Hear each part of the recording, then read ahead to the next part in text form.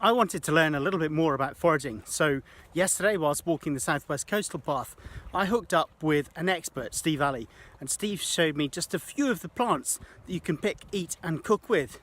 I was amazed. Some of this stuff I've seen my entire life and had no idea not only that it was edible but how tasty it was. Please do watch the video, and if you've got anything you'd like to say or add, put it in the comments, subscribe.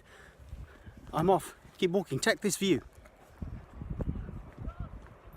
Awesome.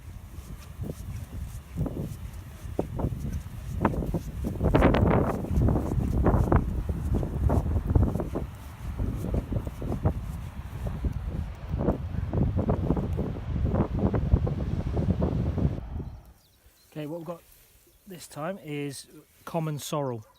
This is the flower spike or the seeds.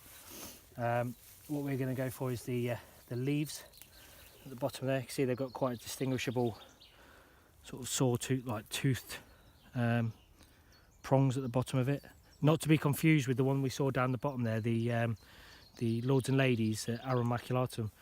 That's also got these, but it's kind of like pointed, and it doesn't have this seed spike. It has a single like sheathed seed spike. But this one used to be used in place of apples to make like apple pies and stuff. I mean, have a taste of that one and see what you think to the flavour. To me, it's quite citrusy, like green apple skin. Oh wow! Yeah, it's quite acidic. It tastes like Granny Smith's. Yeah. Yeah. Wow, that's very distinctive. Yeah, there's a few different plants in the sorrel sort of family, if you like. There's this one. There's also lamb sorrel, which is longer, long thin leaves with like the spikes off the back. There's also wood sorrel, which looks like clover, but the leaves droop down. It's got like a white flower. We'll see if we see some in the woodland in a little while. But the wood sorrel, I forget the full Latin name, but it contains a lot of oxalic acid. So if you eat a lot of it, it's not too good for you. So but the flavour's quite potent, isn't it? So definitely. It's a good one just to chop up a few leaves fine and then throw it across a salad or something like that, just to give it a bit of a zing. Yeah, very different. Yeah. Like that. But quite easy, notable. When you see a load of these in a field, you'll just see like a sea of red, and it's these seeds at the top there that you can see. Easy to find.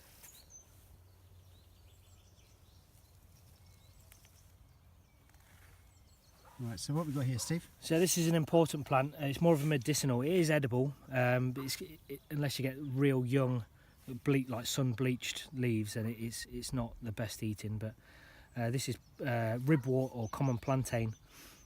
Easily distinguishable. The leaves have got these ribs going up the leaves, and these seed spikes are pretty unmistakable. Everyone used to pick them as a kid and bend the stem around and flick it at their friends. Yeah, I can remember.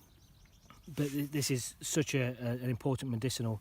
I was once out walking with my wife, and she wore new shoes. Got a blister on one of her toes, so I took a couple of leaves of this, chewed it up into like a paste, rubbed it into the blister, and then wrapped another leaf around like a plaster. Immediately any bleeding or anything stopped, and also the pain sort of went away.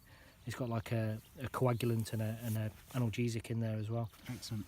You can also, you'd have to Google it. There's so many uses medicinally for this plant. People store it underground in jars mixed in with sugar to create like a syrup, which is a really good like cough remedy. Just to your right, there's another plant. We've got sort of the dandelion. Oh yeah. Now our mutual friend Paddy Crowe started telling me all about dandelions one night, but unfortunately we'd been out for dinner. So the next day I couldn't really remember very much about what he said. What can you tell me about that? The dandelion, this one's quite an old plant. It's going to be quite bitter eating this, but every single part of the dandelion is edible. Mm-hmm. Every single part, down to the roots. What I've done before is take the roots, cut them up into real fine pieces, roast it in the oven, and then that's just like a coffee substitute. Yeah, I've tried that. What about this whole thing about it making you wet the bed? I've not experienced that myself. But would you admit it if you had? No, certainly not. No. Not on camera anyway. One thing that this plant does do is it goes I forget the word that I'm looking for, but one of the main rules of when you're picking plants is don't have anything with a milky sap. But as you can see there, that does have a milky sap, but it is entirely edible. So yeah, but we're going to collect a few of these flowers for later on. But we'll go up the hill a little bit where the dogs haven't been. Yeah, Excellent. good stuff. Okay, here we have silverweed. You can probably tell why it's called that. There's a slight silver tinge on the leaves here. Yeah, and definitely on the underside, it's more noticeable. So what we're after on these is, you have to be careful when you're actually going for them, because that there is arum maculatum, the lords and ladies, which is actually poisonous. So as you're going down, just trace the plant all the way down. See, it's growing right next to it, and it's actually the roots of these that we're looking to get, and that's just snatched. You'd need to dig them out really, but it's got a real high carbohydrate value. Okay. So during the potato famine, they were actually used as a staple food source. And how do you cook it? Just you can eat it raw. Raw? You just scrape off the outer bark, sort of bark as such of the roots, or you can just slice it up and boil it, or bake it, whatever you want to do really. And what's the flavour? What does it taste like? It's earthy, a bit sweet. It's almost like with every flavour, it's quite subjective, so it depends on what it tastes like to you. To me, it's kind of like a mixture of earthy, chestnutty, what I describe as just a tuber taste. So yeah, but it's whatever it tastes like to you. I don't teach like it smells like this, it tastes like that, because you could tell someone something, it tastes like this, but to them it tastes like something else. And then when they're on their own and they try it, and it tastes like something that they didn't know about, it could be something completely different. So it's always good just to go for the leaves, or whatever it is that you use on a plant to distinguish it, and then have a taste of that plant, and then make your decision on what it tastes like to you. Excellent. So what we've got here, normally found in dry stone walls, but because we're out in nature, it's good to see it sort of not in an urban environment. It's called navel wort or penny wort. They call it penny because it's round, normally round in shape, or navel because it kind of looks like a belly button. These are the seed pods or flower spikes, and it's a succulent. So if we find some that are not at the base of a tree right next to the track, definite targets, then we'll have a munch on that. And as soon as you bite into it, it's like a burst of water in your mouth. It's full of moisture. It tastes almost like a real cool cucumber sort of taste. It's really, really refreshing. Does it go well with gin and tonic? Probably so. Yeah, or a nice Pimm's. Yeah, either one of those.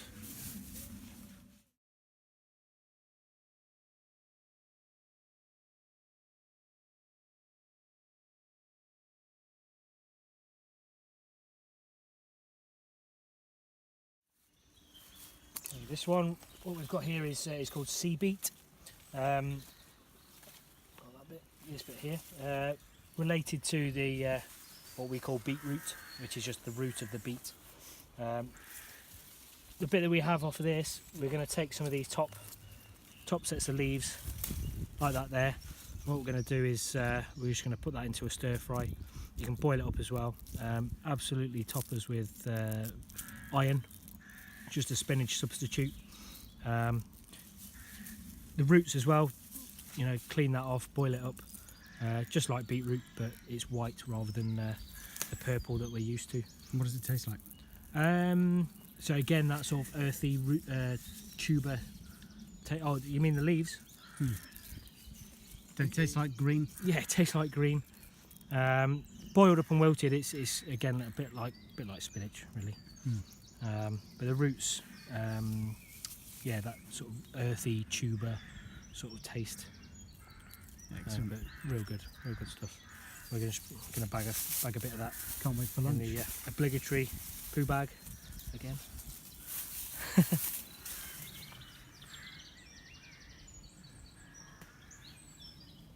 So we're heading off along this little muddy bank next. What do you reckon we're going to find there? Well, we're going to go that way, so I don't know if you want to Okay. start that again. I did write a book about navigation, honestly. But we're going to have a look for some of the sort of coastal plants now, hopefully find a bit of rock samphire. There'll be more of this sea beet about, and we'll look at some seaweeds as well. Excellent, seaweed, love it. This stuff we just stopped by looks like the kind of thing that my granny used to have growing out of a wall. What is it, Steve? This is sea purslane. So like purslane that people have, probably your granny, growing out of a wall or a pot herb. This is a wild version of that. It grows by the sea. It's a succulent, so the leaves, like the navel wort that we saw before, they're quite spongy, full of moisture. But this adds a salty dimension to the food. So if you don't have salt, this will be a salt substitute to add into your food. Just gives it a bit of seasoning and a bit of flavour. So we're going to grab a bit of that for later on. Put that in lunch. So what we've got here is called rock samphire. Like marsh samphire that you buy in the supermarket. I won't buy it because it grows out in the estuary. You get like this 3-lobed leaflets on the end there, going down into pairs.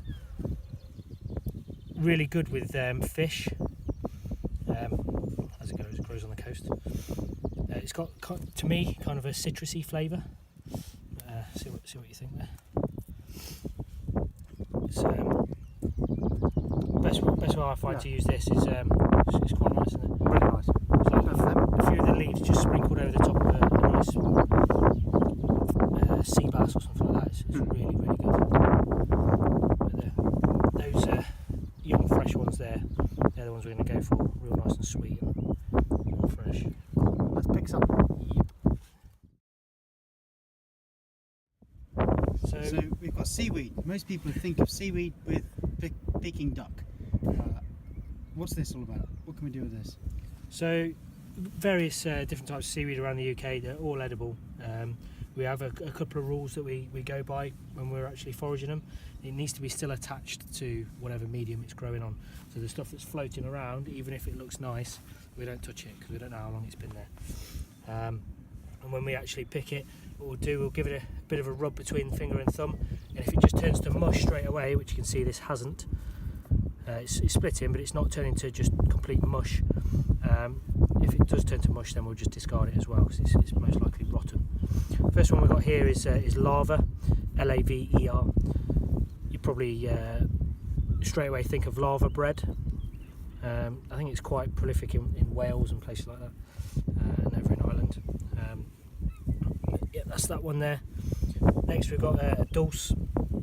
A lot of these are a little bit dried out. We're on neeps at the moment, neep tide, so it's the lowest highs, highest lows. But that's fine. It's good to go. It's still attached. It's not rotten in any way, so that's fine. Here we've got gutweed. So when that's submerged, it'll float, and it looks like intestines. And I think the latter part of the Latin name is intestinalis or something like that. I can't rightly remember off the top of my head. And this is one of the many racks, W-R-A-C-K. All different types. There's bladder rack, egg rack, serrated rack. A lot of them have these little air sacs, if you like, and that allows it to float up in the water. With a lot of the seaweeds, they're quite high in protein. They'll add a salty dimension to the food as well, and all the usual vitamins and minerals. We're ready for lunch now. Just about. What else are we going to get? Well, No limpets, right? We can venture around the other side of the beach and get some shellfish if you like, but I think you may be a little bit averse to that. So what we've got here, it's a tricky family to learn when foraging, because the Apiaceae, it contains some of the most dangerous plants in the UK, and it also contains some of the most eaten plants in the UK as well. This one here is really young, so that doesn't help with the identifying, because the leaves look very similar to some of the dangerous ones, although as you can probably see, it's very hairy. which does help you. We get this flower. It's not opened up yet, but you get this sort of like bird's nest effect at the bottom of it. When that opens up, you'll have a big white umbel with one single pink flower in the top. One of the common names is Queen Anne's lace, because this here looks all lacy. And I'm going to try and pull it up now without breaking the root. Without breaking it too much anyway. And it's quite a stubby root actually, that one. But if I just give that a scratch, you have a sniff of that bit that I've just scratched there, and tell me what you think that smells like.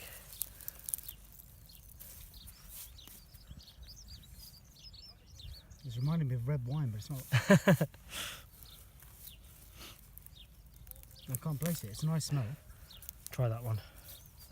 It looks like what it should do as well. It's like a little white carrot. There we go. Carrots? Yeah.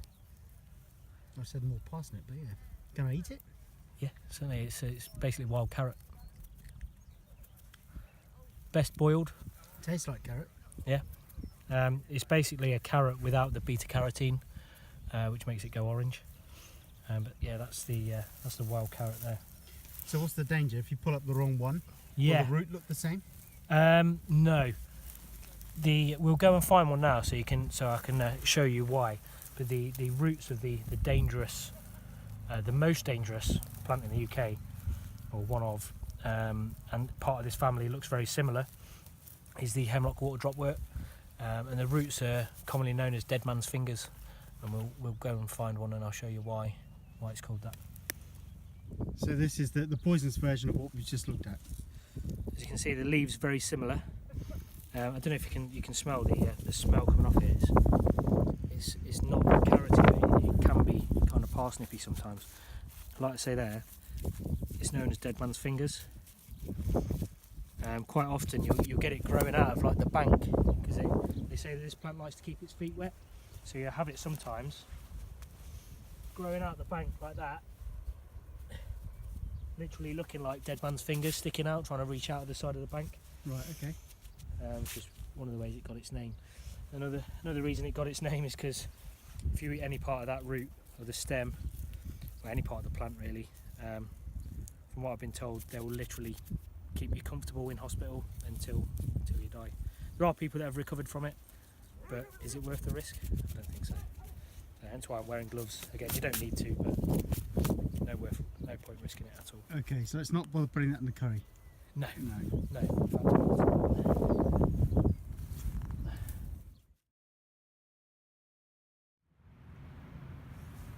Right, this is it. We're going to have a gourmet lunch, but first Steve's got to light the fire.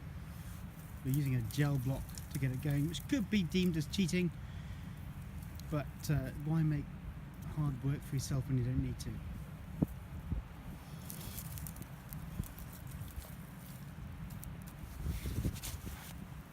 Ta-da! One fire. That works really well. yeah, they're really good. Yes, it's not primitive skills and stuff, but it's one of them in the bottom of your pack, just maybe if the weather's bad, or like now we're on a bit of a time constraint, so I've got to get away soon. But That's awesome. bit of that, and then I put a small log at the back there just to create an air gap underneath, Yeah. so there's no worries about smothering it. Just chuck the stuff on top. Excellent. Away we go. Right, let's go. Make lunch. My job for cooking dinner is washing the vegetables, and this is where I'm going to wash them. How cool is that? That's better than any kitchen sink anywhere in the world, right? This is fantastic. I love it. Steve's a really good guy, very knowledgeable, and explains it so easily and so well. You can see why he's an instructor. Here we go, nearly at the water. So this is everything that we've picked is going in the pot, right? Yeah, just doing a bit of prep now, and then we'll push the fire about a bit, get some nice embers, and then start cooking. Excellent. So what's this going to taste like? Are we going to change it at all, or we're just going to go for the green flavour? Well, we've got quite a few different flavours in here. So we've got the sea purslane there, which is going to add the salty element. We've got some common sorrel there, which is like like an appley flavour. The rock samphire there, which is going to give it a citrusy kick. The Alexander there, it's like a perfume, well, like you tasted before, and you've been munching on throughout the walk. Like an angelica kind of flavour. The wild carrots there, some dandelion flowers, and the last one that I'm just about to chuck in there is the three-cornered leeks, which will give us the garlicky, spring onion-like flavour in with it as well. So it should have some quite nice flavours in there. And pretty. With the And flowers. pretty as well. Yeah. You've got to do pretty, right? It's all in presentation. Master chef on the beach. I wouldn't say, I won't go that far. So, edible, that's the main thing.